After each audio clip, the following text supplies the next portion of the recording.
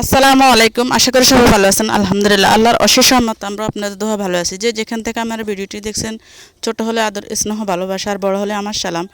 আশা করি সবাই আমার পুরো ভিডিও জুড়ে সঙ্গে থাকুন, দেখতে থাকুন। আজকে আপনাদের মাঝে আমি কী ভিডিও নিয়ে হাজির হয়েছি। আজকে সকালে নাস্তা দিয়ে এই ভিডিওটি তৈরি করা। সকালে শ্যামে রান্না করলাম। ফাহাদকে বললাম কি পরোটা খাবে না, রুটি খাবে না, শ্যামে খাবে। ফাহাদ বলতেছে কিছুই খাবে না। তারপরেও আজ কতদিন তো রুটি পরোটা এগুলোই চলছে, তাই আজকে আমি শ্যামে রান্না করলাম, যেহেতু আজকে ফাহাদ চলে যাবে এই জন্য। তো আমি শ্যামেটা রান্না করে নিয়ে নিছি। দেখেন একদম জোল জোল করে শ্যামেটা রান্না করে নিয়ে নিলাম। আমার কাছে এইভাবে পছন্দ, শ্যামে একদম জোল জোল করে রান্না করলে এই শ্যামেটা। তো এখন সবাইকে নাস্তা দিয়ে দিব, আর সবাই পুরো ভিডিও জুড়ে আমার সঙ্গে থাকুন, দেখতে থাকুন। তো এই যে সবার জন্য আমি বেড়ে নিচ্ছি শ্যামেটা। এখন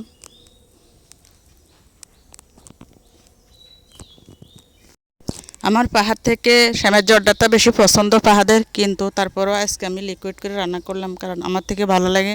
আর তাছাড়া শ্যামাই দেখি শ্যামাই দিয়ে মুড়ি দিয়ে খাওয়া যাইতে পারে কিনা, এই জন্য বেশি শ্যামেটা রান্না করছি। তো এখন সকালে নাস্তা খাওয়া শেষ।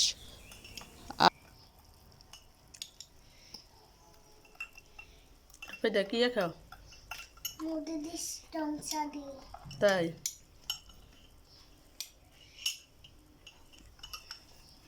তোমরা গরিব কেন, এই জন্য মুরগি রংসা দেখো।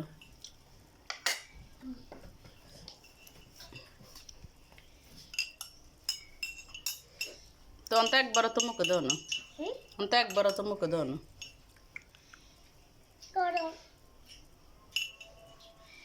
এদিকে তাকাও। সকালে নাস্তা খাওয়া শেষ, এখন দুপুরের জন্য খাওয়ার আয়োজন করতেছি। রান্না করব আজকে মোরগ, যেহেতু গতকালকে মোরগ আনা হয়েছে, রান্না করা হয়নি। আর আজকে পাহাড় চলে যাবে, এই জন্য মোরগটা রান্না করে নিব। মোরগের সাথে আলু দিয়ে মোরগ রান্না করে নিব। আর এখানে হয়েছে এগুলাকে কি বলে কে চিনেন, টিটা ডিমে বলে এগুলাকে। তো এগুলো একজন ছাসি আমাকে আনি দিয়ে গেছে। তো এখন ডিমাগুলো পরিষ্কার করে নিয়ে নিলাম, ভাজি করব। আর এদিকে রান্না করতেছি মশারির ডাল।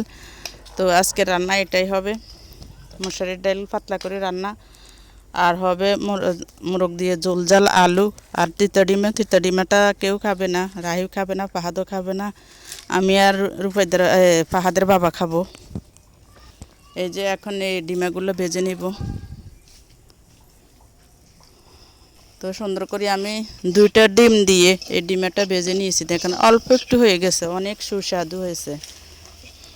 যেহেতু আমি বয়সটা পরে দিছি, তো অল্প একটু হয়ে গেছে। এর মধ্যে আমি 2টা ডিম দিয়ে সুন্দর করে আমি এই ডিমেটা ভেজে করে নিয়ে নিয়েছি।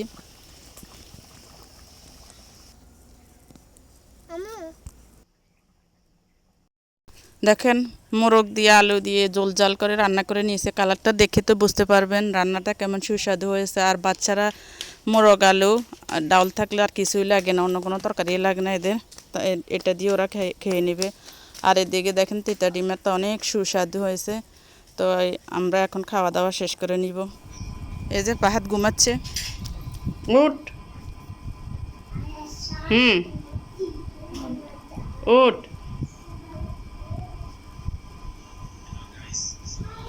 উঠুস না। তুই মাদ্রাসা তো না আসি, তাহলে কোনোদিন তোর বিয়েলে ঘুম যাইতে দেয় না। আজ যদি তুই বিয়েলে ঘুম যাস, এই উঠ। অনেক কষ্ট করে উঠাইলাম ঘুম থেকে। এটা হলো ফাহাদের বেডশিট, মাদ্রাসা থেকে আসার সময় বেডশিটটা নিয়ে আসছে। যেহেতু অনেক দিন বন্ধ ছিল এবার, তাই বেডশিটটা নিয়ে আসছে। হুজুরও দিয়ে দিছে বাড়িতে নিয়ে সুন্দর করে রোদে দিয়ে শুকাই নেওয়ার জন্য। এই পাতলা বেডশিটের মধ্যেও ঘুমায়। আমি ওকে একজনের তোষকও বানাই দিছি, কিন্তু ওটা শোয় না, এই পাতলা বেডশিট এটার মধ্যে সে ঘুমায়। আর এদিকে সকালে কিছু ছিল, শ্যামে ছিল, তো ওকে একটু খাওয়াই দিছি। আর এখন রেডি হয়ে নিচ্ছে।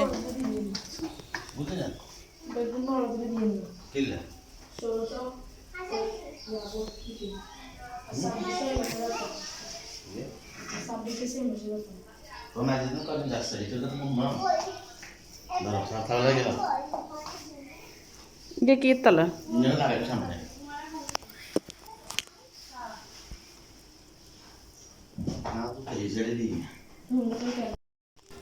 এদিকে পাহাদকে রেডি করাই দিছি, পাহাদও রেডি হয়েছে, আমিও যাব।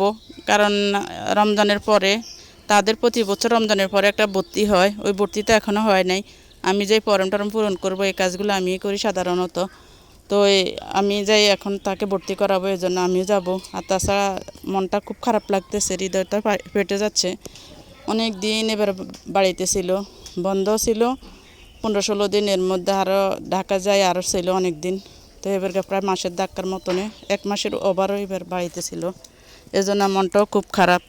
তার হাফেজি লাইনে সে কখনো এতদিন বাড়িতে থাকেনি। তো দেখেন ওর দিকে তাকান, দেখেন ওর মনটা খুব খারাপ। আর শরীরটাও অত ভালো না, এখনও খাওয়া দাওয়ার রুচি হয়নি, মনটাও খুব খারাপ।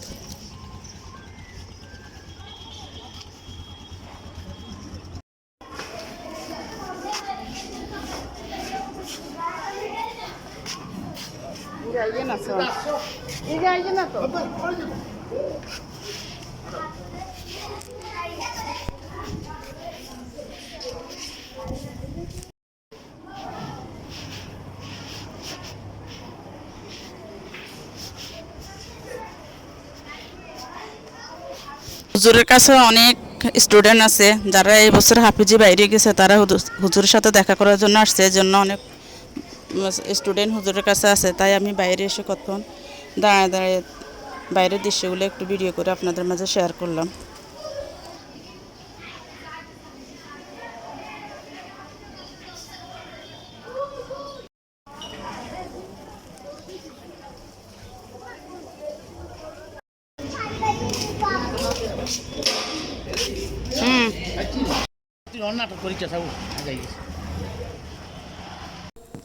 এই যে পাহাড়ে সব ভর্তির কাজকর্ম সব কমপ্লিট করে এখন বের হয়ে পড়লাম বাড়ির উদ্দেশ্যে।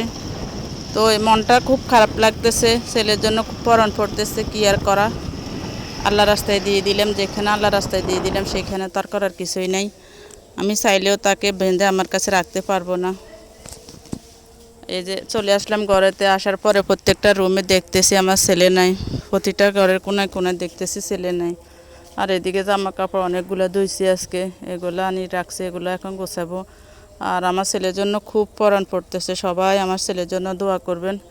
আল্লাহ যেন তারে হক্কানি আলেম, দিন দুনিয়ার বাদশা কামিয়াব করে, আল্লাহ তাকে যেন একটা শ্রেষ্ঠ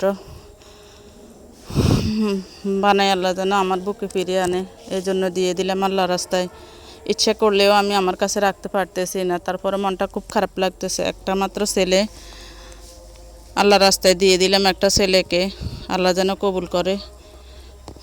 হাফিজি হয়েছে, এখন শুনানিও 2 বার শেষ হয়েছে, আর বাকি আরও শুনানি কয়বার, 1 বছর তাদের টার্গেট, 1 বছর তাদের কাছে রাখবে, রাখার পরে এরপরে পুরো সম্পূর্ণ করে তারপরে যে দিবে, এরপরে সে যে লাইনে পড়ে ওই লাইনে পড়ানো হবে, তার মনের উপর ডিপেন্ড করে। এখন কিন্তু এই কয়দিন বাড়িতে থাকি মানে নিজের থেকেও ভালো লাগছে। তাছাড়া ছেলেটা খুবই অসুস্থ দিন গেছে, ঢাকা গেছে, তাও অসুস্থ দিন গেছে।